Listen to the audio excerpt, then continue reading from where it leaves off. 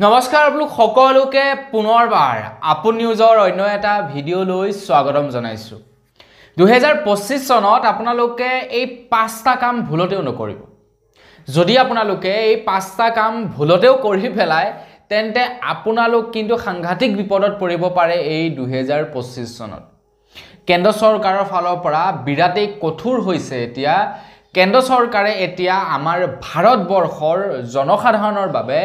কেবাটাও নতুনকৈ নিয়ম জাৰি কৰি দিছে তাৰে ভিতৰত এই পাঁচটা নিয়ম আপোনালোকৰ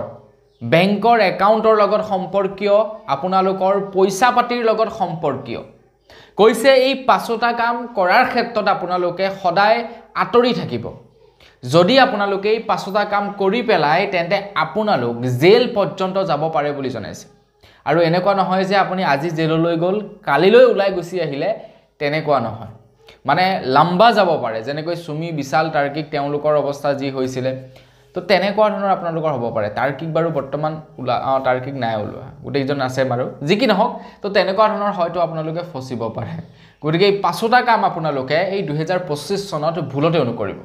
তো সেই পাঁচটা কামনো কি মই আজি আপোনালোকক তাৰ ওপৰত জনাম তো মই শ্ৰীপাঞ্জলি গৈ আপোনালোকে চাই আছে আপোন নিউজ আহক আৰম্ভ কৰোঁ আজিৰ ভিডিঅ' আজিৰ ভিডিঅ'টো আৰম্ভ কৰাৰ আগতে লাইক এটা কৰিবলৈ নাপাহৰিব আৰু চেনেলটো যদি এতিয়ালৈকে ছাবস্ক্ৰাইব কৰা নাই তেন্তে চেনেলটো ছাবস্ক্ৰাইব কৰি ল'ব এনেকুৱা ধৰণৰ খবৰবিলাক চাই থাকিবৰ কাৰণে তো এই পাঁচটা কাম যদি আপোনালোকে কেনেবাকৈ কৰি পেলায় এই 2025 চনত কেনেবাকৈ যদি আপোনালোকে কৰি পেলায় তেনেহ'লে আপোনালোকৰ ঘৰলৈ আপোনালোকৰ ওচৰৰ পুলিচ নাহে আপোনালোকৰ ঘৰলৈ ডাইৰেক্টলি CID আহিব ইনকম টেক্স ডিপাৰ্টমেণ্টৰ মানুহ আহিব আপোনালোকে যদি এই পাঁচটা কাম এই 2025 বৰ্ষত কৰে তো সেইভাবে আপোনালোকক এই পাঁচটা কামৰ পৰা অকণমান বিৰত থাকিবলৈ জনাইছে কৈছে পৰাপক্ষত আপোনালোকে এই পাঁচটা কাম নকৰিব তো এই পাঁচটা কাম নকি সকলোবিলাক জনাম ভিডিঅ'টো প্ৰথমৰ পৰা শেষলৈকে চাই থাকিব আৰু যদি জানি ভাল লাগে তেন্তে লাইক এটা কৰিবলৈ নাপাহৰিব আগবাঢ়িছো প্ৰথমটো নকৰিবলগীয়া কামৰ ফালে ইনকম টেক্স ডিপাৰ্টমেণ্টৰ ফালৰ পৰা কৈছে ভুলতেও আপোনালোকে 10 লাখ টকাৰ নগদ ধন জমা নকৰিব আপোনালোকৰ বেংকৰ একাউণ্টত আপোনালোকে সেই 10 লাখ টকা জমা কৰিব পাৰিব কিন্তু আপোনালোকে তাৰ উৎস বা প্ৰদান কৰিব পাৰিব লাগিব যে 10 লাখ টকাটো মই কোৰ পৰা লাভ কৰিছো বেংকত ডিপোজিট কৰাৰ ক্ষেত্ৰত কোনো অসুবিধা নাই কিন্তু আপোনালোকে প্ৰমাণ দিব লাগিব যে এই 10 লাখ টকা আপুনি কোট পালে কোৰ পৰা আপোনাৰ বেংকৰ একাউণ্টত ডাইৰেক্টলি কেশ পইচা ডিপোজিট কৰিছে অনলাইন ট্ৰানজেকচনৰ ক্ষেত্ৰত কোনো মানে প্ৰবলেম নাই কিন্তু আপোনালোকে কেশ যদি জমা কৰে কোৰ পৰা এই 10 লাখ টকা আহিলে তাৰ আপোনালোকে বিৱৰণ দিব লাগিব দ্বিতীয়টা হৈ গ'ল ফিক্সড ডিপোজিট একেলগতে আপোনালোকে 10 লাখ টকাৰ ফিক্সড ডিপোজিট নকৰিব হেয়া আপোনালোকে ডাকঘৰতেই হওক বা অনলাইন মাধ্যমতেই হওক যতেই নহওক মুঠৰ ওপৰত 10 লাখ টকাৰ একেলগতে আপোনালোকে ফিক্সড ডিপোজিট নকৰিব 10 লাখ টকা ফিক্সড ডিপোজিট কৰিলেও আপোনালোকৰ ঘৰত ইনকম টেক্স আহিব পাৰে তাৰ পাছতেই আপুনি যদি ডাঙৰ সা সম্পত্তি কিনে আৰু সেই সম্পত্তিৰ যদি মূল্য 30 লাখ টকা হয় তেন্তে আপোনালোকে তাৰ উচিত প্ৰমাণ দিব লাগিব যে সেই 30 লাখ টকা আপুনি কোৰ পৰা উপাৰ্জন কৰিছে সেই 30 লাখ টকা যে আপুনি নগদ ধন লেনদেন কৰিলে ডাইৰেক্ট হেণ্ড টু হেণ্ড কেশ লেনদেন কৰিলে এই 30 লাখ টকাৰ আপোনালোকে সম্পত্তি লবৰ কাৰণে কোৰ পৰা ধন লাভ কৰিলে আৰু যদি তথ্য দিব নোৱাৰে সেই সম্পত্তিও জব্দ কৰিব আৰু আপোনাৰ ওপৰত ইনভেষ্টিগেশ্যন চলিব তাৰ পাছত কৈছে যে ক্ৰেডিট কাৰ্ডৰ বিল আপোনালোকে 1 লাখ টকা যদি একেটা মাহত পে কৰে প্ৰত্যেক মাহে ধৰি লওক এটা মাহত আপোনালোকৰ ক্ৰেডিট কাৰ্ডৰ বিল 1 লাখ টকা আহিলে আৰু 1 লাখ টকা যেনিবা আপোনালোকে পৰিশোধ কৰিলে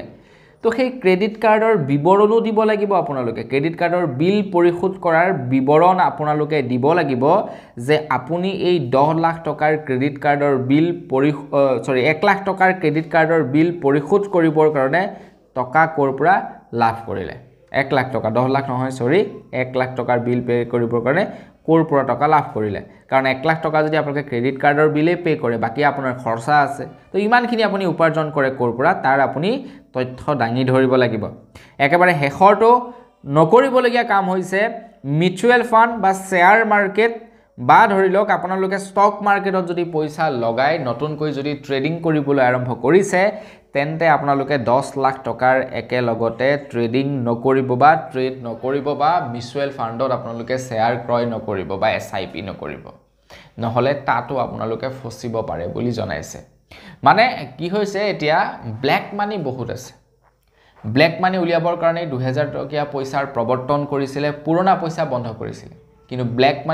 মানিৰ জায়গাতে থাকি গুছি গল ব্ল্যাক মানি বিলাক হোৱাইট হৈ নাহিলেগে এটা 2000 টকীয়াও বন্ধ কৰিছিলে ব্ল্যাক মানি উলিয়াবৰ কাৰণে কিন্তু হেয়া সম্ভৱ নহল বহুতো 2000 টকীয়া এতিয়াও মাৰ্কেটতে পৰি থাকিলে এতিয়া সেই কাৰণে কেন্দ্ৰ চৰকাৰৰ ফালৰ পৰা এইটো এটা কঠোৰ নজৰ ৰাখিব যি সকল লোকে এই পাঁচটা কাম এই 2025 আৰু 2026 ৰ বিত্তীয় বৰ্ষত কৰিব যি সকলে কৰিব তেওঁলোকৰ ওপৰত কঠোৰ নজৰ ৰাখিব তেওঁলোকৰ ঘৰত ইনকাম ট্যাক্সৰ মানুহ আহিব সিআইডিৰ মানুহ আহিব সিধা ৰেট মাৰিব যদি আপোনালোকে প্ৰমাণ দিব নোৱাৰে বলা ভাই বলা জেলত বলা বহিবা আৰামছে জেলত গৈ তুমি ৰুটি বেলি খাই থাকিবা তো বন্ধু বান্ধৱীসকল এই পাঁচটা কাম আপোনালোকে ভুলতো নকৰিব মানে আপোনালোকক এই কাৰণে এই পাঁচটা মানে জনাই দিছো নিয়ম কেইটা ধনী মানুহবিলাকৰ উৎস তেওঁলোকে জনাই দিব কেতিয়াবা ধনী মানুহবিলাকে ইনকাম ট্যাক্স বচাবৰ কাৰণে কি কৰিব পাৰে আপোনাৰ একাউণ্টত ক'ব পাৰে যে এই পইচাটো মোৰ একাউণ্টত জমা কৰি দে তোৰ একাউণ্টত জমা ৰাখ তাৰ পিছত মোৰ একাউণ্টলৈ ট্ৰান্সফাৰ কৰি দিবি এনেকুৱা ধৰণৰ ঢেৰ কিবা কথা হয়তো কৈ ধনী মানুহবিলাকে লোভ দি আপোনালোকক ব্ল্যাক মানি হোৱাইট কৰিবলৈ চাব পাৰে গতিকে সেইবিলাকৰ চক্ৰান্তত আপোনালোকে নফচিব তো বন্ধু বান্ধৱীসকল বস আজিৰ ভিডিঅ'ত জনাবলগীয়া খবৰ ইমান কেইটাই আছিলে খবৰ কেইটা জানি কেনেকুৱা লাগিলে কমেন্ট কৰি জনাব যদি ভাল লাগিলে লাইক এটা কৰিব চেনেল যদি সাবস্ক্ৰাইব কৰা নাই সাবস্ক্ৰাইব কৰি ল'ব পুনৰ এটা ভিডিঅ' লগ কৰাৰ খালি বিনা মাগিছো ধন্যবাদ জয় অসম